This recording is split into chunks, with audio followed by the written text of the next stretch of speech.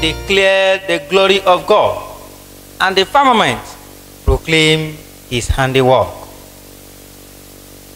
We have come together as the family of God in our Father's presence to offer him praise and thanksgiving, to hear and receive his holy word, to bring before him the needs of the world, to ask his forgiveness of our sins, and to seek his grace. And through his Son, Jesus Christ, we may give ourselves to his service. Let us confess our sins to Almighty God as we kneel. Let us humbly confess our sins. Almighty God, our heavenly Father, we have sinned against you and against our neighbors in thought and word and deed, through negligence, through weakness, through our own deliberate fault. We are truly sorry and repent of all our sins for the sake of your Son, Jesus Christ, who died for us. Forgive us all that is past, and grant that we may serve you in newness of life, to the glory of your name. Amen. Lamp of God that takes away the sin of the world, have mercy on us. you that take away the sin of the world, Receive our prayer. create in us a clean heart, O God, and put a new and right spirit within us. Cast us not away from your presence, and take not your Holy Spirit from us. Restore to us the joy of your salvation, and uphold us with your spirit. Glory be to the Father, and to the Son, and to the Holy Spirit. As it was in the beginning, is Now, now, and ever shall be, world without end. Amen. Psalm 19. It shall be read responsively. Psalm 19. The heavens declare the glory of God, and the firmament proclaims his handiwork.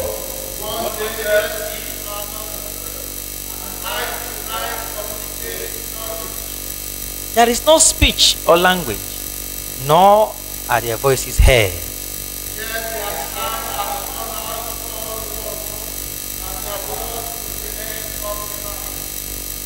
There he has pitched a tent for the sun, which comes out as a bridegroom from his chamber, and rejoices like a strong man to run his course.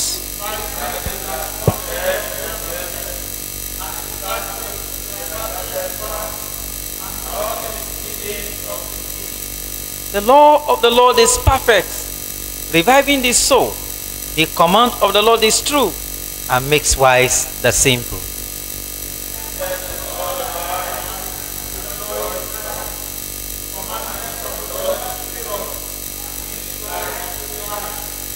The fear of the Lord is clean and endures forever. The judgments of the Lord are unchanging, and righteous everyone.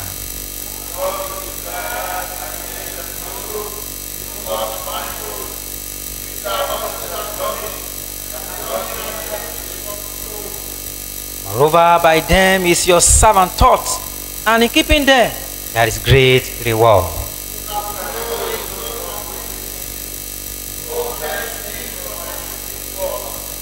Keep your servants also from presumptuous sins, lest they get the mastery over me. So I shall be clean and innocent of great offense.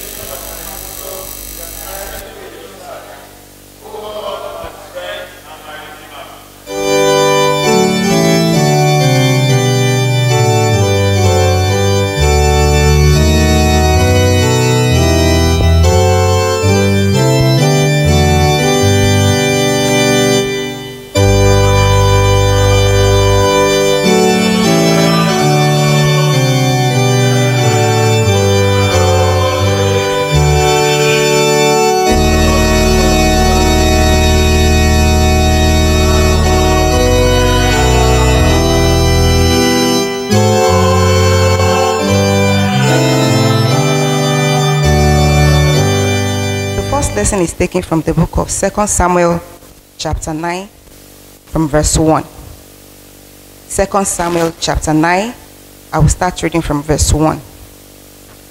Now David said, "Is there still anyone who is left of the house of Saul, that I may show him kindness for Jonathan's sake?" And there was a servant of the house of Saul, whose name was Ziba. So when they had called him to David, the king said to him, "Are you Ziba?"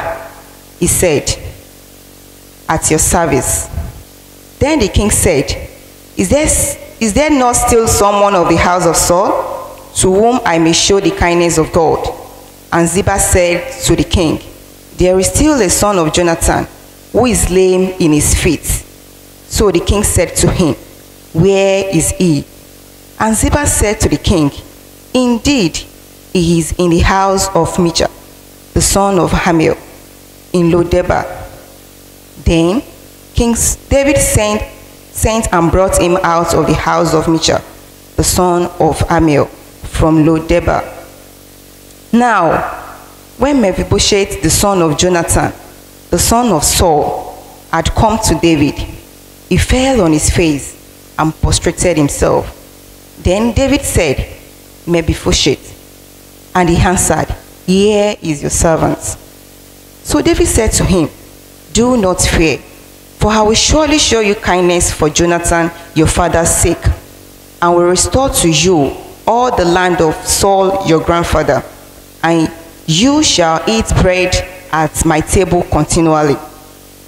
Then he bowed himself and said, "What is your servant, that you should look upon such a dead dog as I?" And the king called to Ziba, Saul's servant, and said to him, "I have given to your master's son all that belonged to Saul, and to all his house. You therefore and your sons and your servants shall walk the land for him, and you shall bring in the harvest, that your master's son may have food to eat. But Mephibosheth, your master's son, shall eat bread at my table always." Now Ziba had 15 sons and 20 servants. Then Ziba said to the king, "According to all that my lord the king has commanded his servants, so will your servant do." As for Mephibosheth, said the king, "He shall eat at my table like one of the king's sons." Mephibosheth had a young son, whose name was Michal, and all who dwelt in the house of Ziba were servants of Mephibosheth. So Mephibosheth dwelt in Jerusalem, for he ate continually at the king's table, and he was nailed in both his feet. This is the words of the Lord.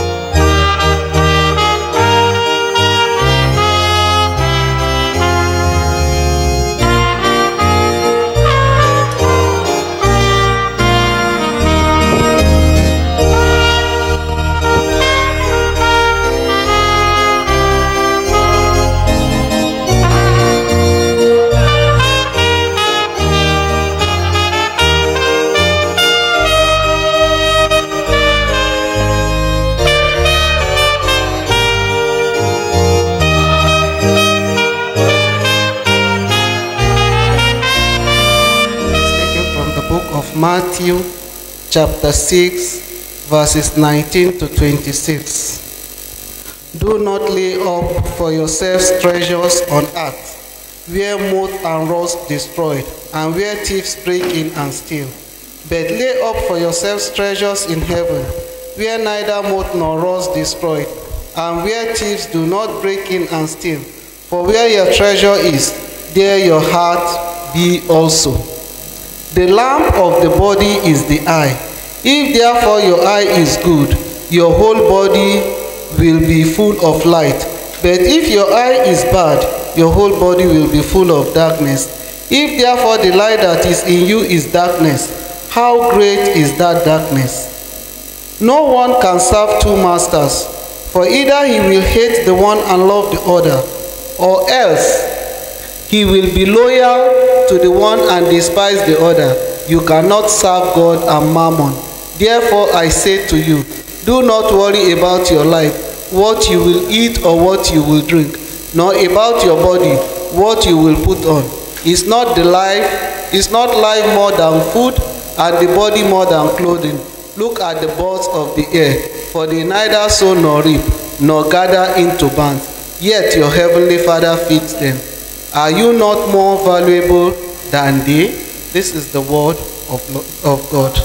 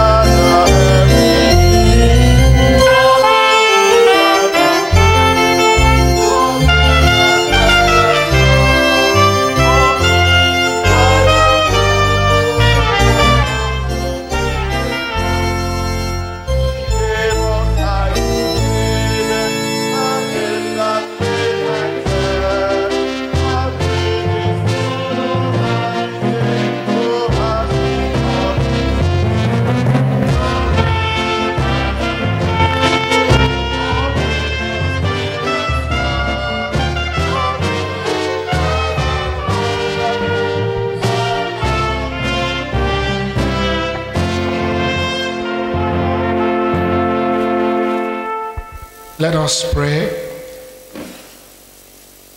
May the words of my mouth and the meditations of our hearts be acceptable in your sight, O Lord, our strength and our Redeemer.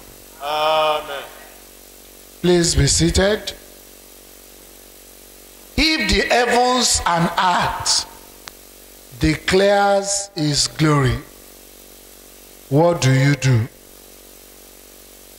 If the heavens and earth declares his glory, what do you do? I take the text from Psalm 19, verses 1 to 6. But I'm going to read verses 1 and 2. Psalm 19, verse 1. The heavens declare the glory of God, and the firmament show his handiwork.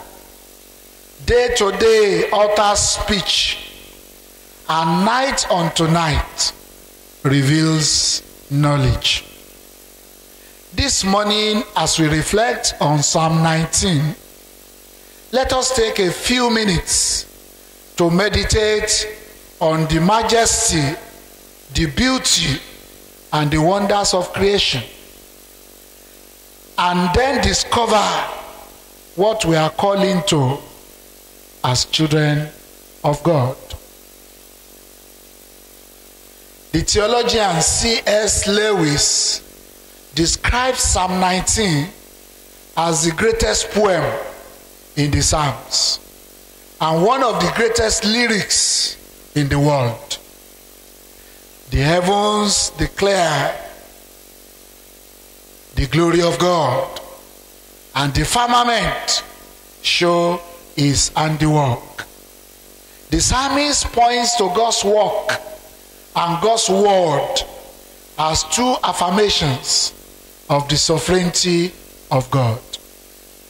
Brethren, do you know that too many times in life we look at the seasons and things around us and miss out the bigger picture? At times you look at the running waters. At times you look at the beautiful flowers. At times you even look at the weather around you. The wonders of creation is all around us. And God is affirmed by all those elements of nature that speaks to us silently. But you know, at times they speak loudly. For example, when you hear the thunder and the lightning, loudly, it speaks to us about God. When you go to the stream or when you are at the seaside, you hear the noise of the running water. Don't you think it speaks to us about God? But many times we pay less attention to them. The heavens declare the glory of God. One thing that is sure is that everyone, man or woman, with sight have seen the sky at one time or the other. Brothers and sisters, please look up. What are you seeing? You see the sky. When you look up, you see the sky. Anybody who is not blind, every day we look at the signs. We look at heaven. Do you know that men and women of old have seen the sky? The ancient people have seen the sky. Even the remotest tribes and people, they see the sky every day. Adam and Eve, Noah, Abraham, Moses, all of them have seen the sky. Even Pharaoh, he saw what we see in the sky every day. The prophets, they gaze on skies as beautiful as what we see today. The inhabitants of Canaan, the Romans, the scribes and the Pharisees, the apostles and the earliest Christians, what we see today in the sky, they also saw. None of them did not see the sky. But then, some of them gave audience to the testimony of the heavens. Some did not. Some considered it informative, and some misinterpreted his message or disregarded it. I want to ask you this morning, what is the testimony of the heavens about God's glory? The Bible says the heavens declare God's glory, and the firmament, they show his handiwork. Day unto day utters speech, night unto night reveals knowledge. Everything, as we behold the glory of heaven, the sun, the moon, the stars, the wonders of the expanse above, with his splendid panoply of glistening blue, they all declare the glory of God. Praise the Lord. Their beauty, the splendor, even the vastness reveals something of what God is. Their construction reveals God's creativity and skill. In fact, there are times when I look at some things and I say, wow, this God is wonderful. You go to the bush, you go to the wilderness, you go to the desert, you see some things that leaves you awe about God. In fact, when you survey the heavens, you can understand something about God's greatness, of his orderliness, of his power, and of his control. I went somewhere one day, there was a big tree. It was doing like this as if it will fall, but they said it has been there for ages. It shows the greatness of God. It shows the beauty. It shows that God is above everything. In Psalm 19, we learn that every day has something new to say to us about God. My brothers, my sisters, wake up one morning, stand in front of your house and look at the beauty of the creatures and creation of God. Let me highlight some of the things about the glory of God in Psalm 19. Number 1, God's glory in creation is unmistakable. Nobody will miss it. If you read verse 1, it says, the heavens declare the glory of God, and the firmament shows his handiwork. The heavens literally show us the vastness, the splendor, the order, and the majesty of the hand of God. Praise the Lord. If you read Isaiah chapter 40, verses 12 to 31, he gives an explicit explanation of the hand of God in creation. Number 2, God's glory in creation is unceasing. Verse 2, God's glory in creation is unceasing, whether or not the world realize it. The heavens are shouting out every day a constant message, a proclamation from God about the beauty of our God. His glory in daytime as well as in the night, they are not ending. It is unceasing. He has been there from the beginning to today. Everywhere we look, the glory and revelation of God is poured out. Let me tell you, if you wake up in the morning, you see the glory of God. If you come out in the night, when you see the moon and the stars, you will see the glory of God. Hallelujah. Even the human body, our body, testifies to an all-wise creator. You saw my picture when I got wedded. I was just a small boy. When you see me today, I have grown. The beauty of God. Hallelujah. Even our bodies shows the beauty and the glory of God. And that is why my Bible says, I am wonderfully and beautifully made. Amen. The petals of the flower, the majesty of the snowflake, the tiny atom, the nature of light, they all point our attention to God. So day after day, we see God's glory all around us. Do you see it? Number 3, his glory in creation is unspoken. Verse 3, the glory of God is unceasing, but what is unique about it? There is never a word uttered. You see, when you look at nature, they don't talk. But as you are looking at them, they speak volumes about God. If you take a flower, that flower will not talk. But as you are looking at it, what is going on in your mind? The beauty, the glory of God. When you see animals, when you see plants, they don't talk. You may not even understand what they are saying, but you know they are talking to you. As you are looking at them, you are beholding the beauty of God.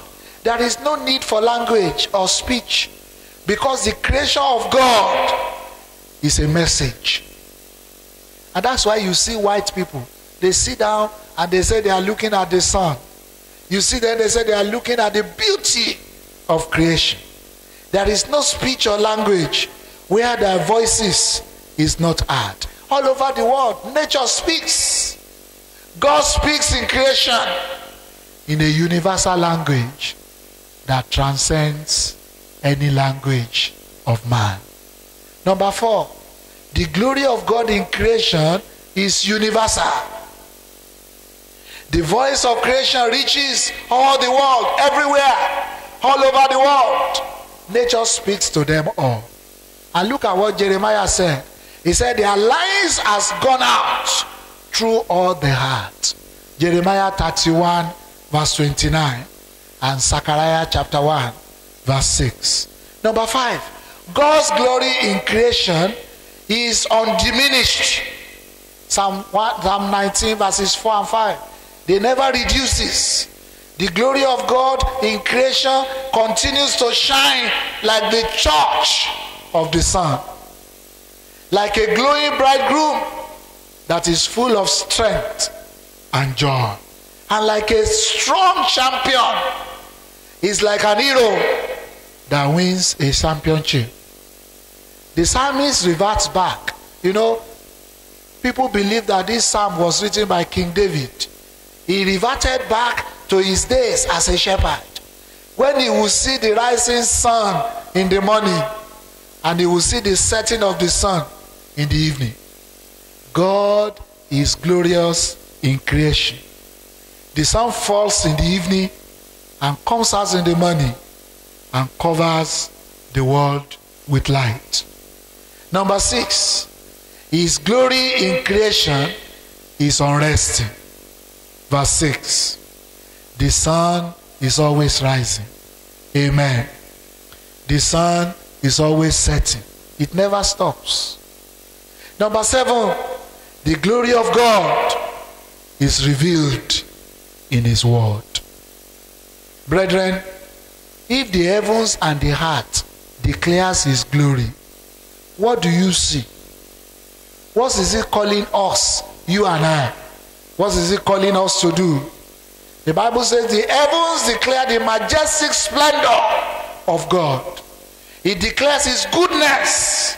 He declares his passion for men. He declares his provision for us. Brothers and sisters, I think it calls us to worship. Amen.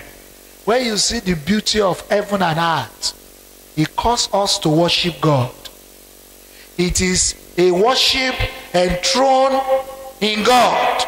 In fact, when you worship God, when you see nature, you enthrone God in your situation. You enthrone God in your life. And that is why I am bothered. Some people will see the beauty of God and they will still worship idols.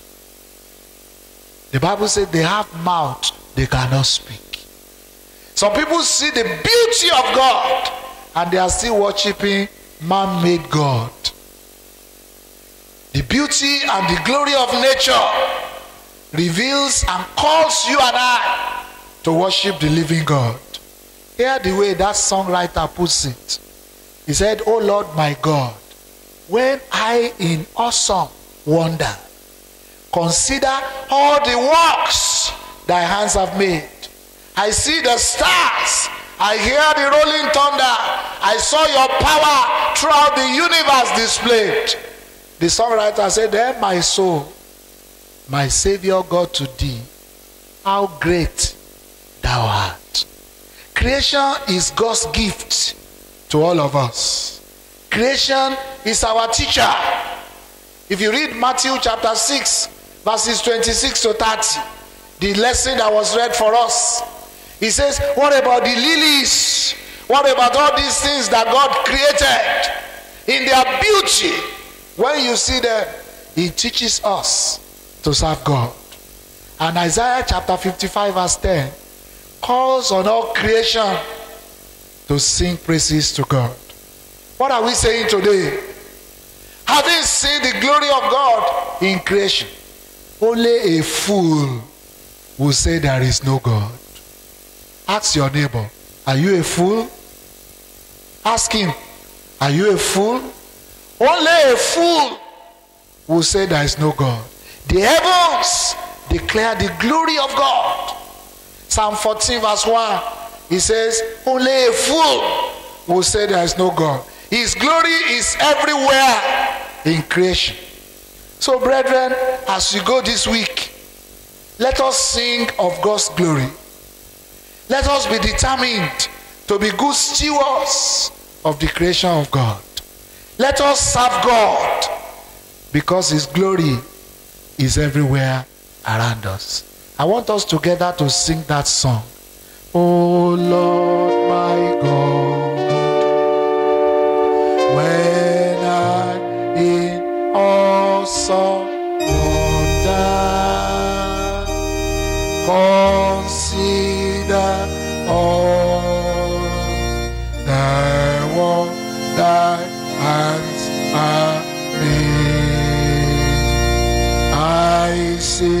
the stars. I hear the rolling thunder. Thy path throughout the universe display. Stand on your feet. This is my soul, my Savior God to thee. How great thou art, how great thou art. This my soul, my Savior God to thee. How great thou art, how great thou art. I want you to take some moments to bless God. Just worship this wonderful God. Then sing, my soul, how great thou art. Celebrate the greatness of God. Celebrate the mightiness of God. Celebrate God in your heart. Worship Him as the Lord of Lords. When I hear someone consider all the works that hand have made. Let's worship God this week. Let's lift Him up because of His power that is displayed all around us. Father, we bless you, we worship you. Our souls worship you this morning. How great thou art, how wonderful you are in creation. Blessed be your name forevermore. In Jesus' mighty name we have prayed. And now unto God the Father, the immortal, the invisible, the only wise God, we ascribe honor, dominion, and majesty, now and forever. Amen.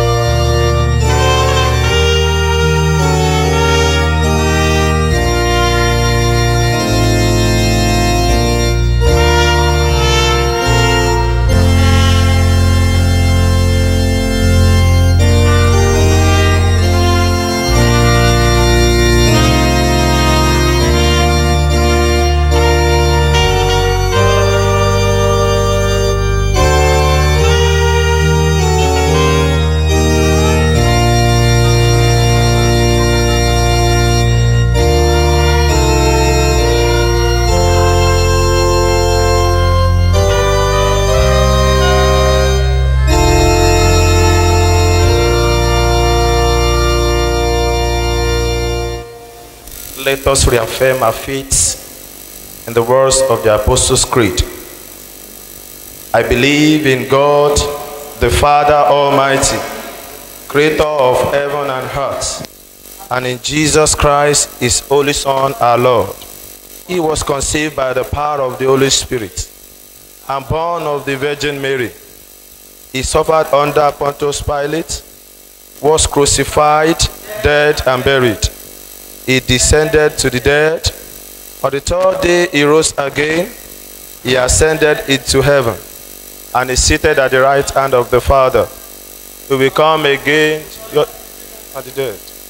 I believe in the Holy Spirit, the Holy Catholic Church, the communion of saints, the forgiveness of sins, the resurrection of the body. Amen. The Lord be with you. Let us pray. Lord, have mercy upon us. Lord, have mercy upon us. The Lord's Prayer. Father in heaven, hallowed be your name. Your kingdom come. Your will be done on earth as it is in heaven. Give us today our daily bread, and forgive us our sins, as we forgive those who sin against us. And lead us not into temptation, but deliver us from evil. Amen. O Lord, show your mercy upon us. O Lord, guide and defend our rulers. Endue your ministers with righteousness. O Lord, save your people. Give peace in our time, O Lord. O God, make clean our hearts within us. The collects for 9th Sunday after Trinity and other collects. Father of mankind, who gave your only begotten Son to take upon himself the form of a servant and to be obedient even to death on a cross, give us the same mind that was in Christ Jesus, that sharing his humility, we may come to be with him in his glory, who is alive and reigns with you and the Holy Spirit, one God, now and forever. O God, the author of peace and lover of concord, in knowledge of whom stands our eternal life, whose service is perfect freedom, defend us, your humble servants, in all assault of our enemies, that we, surely trusting in your defense, may not fear the power of any adversaries, through the might of Jesus Christ our Lord. O Lord, our heavenly Father, almighty and everlasting God, who has safely brought us to the beginning of this day, defend us in the same with your mighty power, and grant that this day, this new week, we fall into no sin, neither run into any kind of danger, but that all our doings may be ordered by your governance, to do always what is righteous in your sight, through Jesus Christ our Lord. In continuation of our prayers, we shall pray for our country Nigeria, the Church Universal, and other prayers. The Lord be with you. Let us pray. Sovereign and all-powerful God, we adore your name for the restorations we are experiencing in all the nations of the world, most especially our nation Nigeria. We ask, O God, that you will visit us with your mercy and grace, that with confidence that we plant in the heart of all our leaders your fear, most especially Muhammadu, our president, Yemi, his vice, that for the governor of this state, and others that are at the position of power and authority, that they may rule this nation in your fear, through Jesus Christ our Lord. Most loving and wonderful author of all good things, you have built your church and bless her with your beauty and wonders. We ask for more of your presence in all the churches of the world, most importantly the Church of Nigeria Anglican Communion. We are trusting your graciousness in divinely visiting our primate Henry, Michael, our Archbishop, Babatunde, our Bishop, and all your servants with your beauty and glory, so that they can lead all your church in genuine worship, through Jesus Christ our Lord. Oh, dearly most gracious and merciful God, kindly remember us all this week. Grant us favor before kings, that we may enjoy king's favor all the days of our lives. Take us to the height that is higher than us. Lift us all up and graciously raise men to meet all our needs, according to your will, through Jesus Christ our Lord. Brethren, please present your request to the Lord with faith that he will hear you.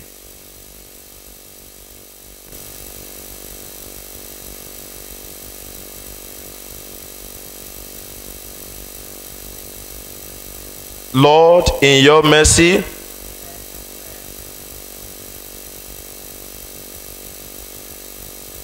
Almighty God, you have given us grace to bring before you with one accord our common supplications, and you promise that when 1, 2, or 3 are gathered together in your name, you will grant their requests. Fulfill now, O Lord, the desires and petitions of your servant, as may be most expedient for them, granting us in this world the knowledge of your truth, and in the world to come, the fullness of eternal life. Let's say the grace together. The grace of our Lord Jesus Christ, and the love of God, and the fellowship of the Holy Spirit be with us all and evermore. Amen.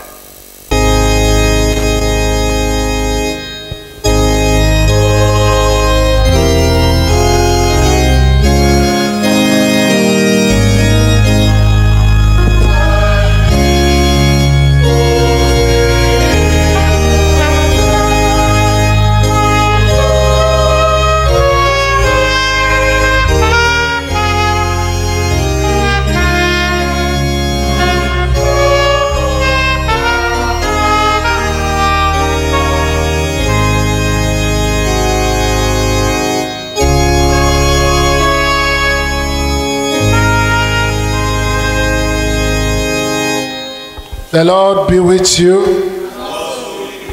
Let us pray. This week I want you to pray one specific prayer. Pray that the Lord will remember you. The Lord will remember your children. The Lord will remember your family. The Lord will show you favor in all you do this week. Please pray with 2 Samuel chapter 9. The Lord remember the family of Saul. The Lord remember the children of Jonathan. In fact, Mephibosheth began to eat at the king's table. Pray that as you go out this week, the Lord will remember you. Everywhere you have been forgotten, you shall be remembered. Everywhere your children have been forgotten, they shall be remembered. Your business, your home, your marriage shall be favored. And as you go this week, you will enjoy the favor of God. Go before us, Lord, in all our doings, with your most gracious favor, and encourage us with your continual help, that in all our works begun, continued, and ended in you, we may glorify your holy name, and finally by your mercy obtain the fullness of eternal life through Jesus Christ our Lord. Amen. Remember, O Lord, what thou hast done in us, and not what we desire. And as you have called us into your service, make us worthy of our callings, through Jesus Christ our Lord. Amen. The peace of God which passes all understanding, keep your hearts and minds in the knowledge and love of God and of his Son Jesus Christ our Lord. The blessings of God Almighty, the Father, the Son, and the Holy Spirit be amongst you and remain with you always.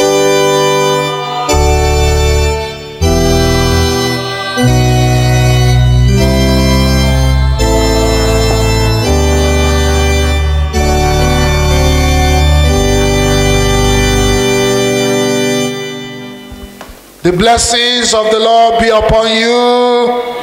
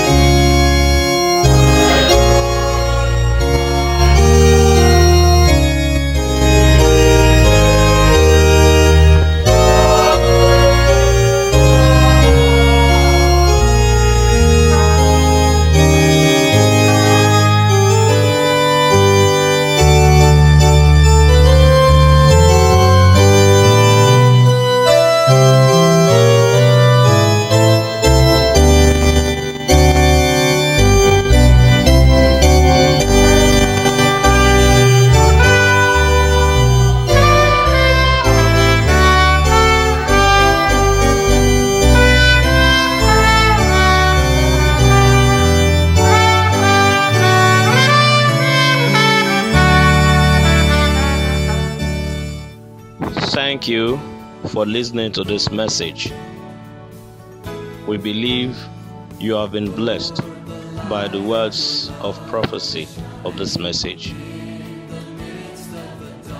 You can send your offering and tithes to your local church accounts in the Diocese.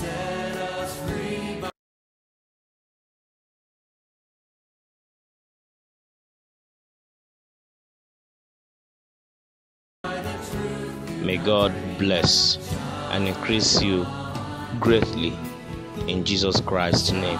Amen.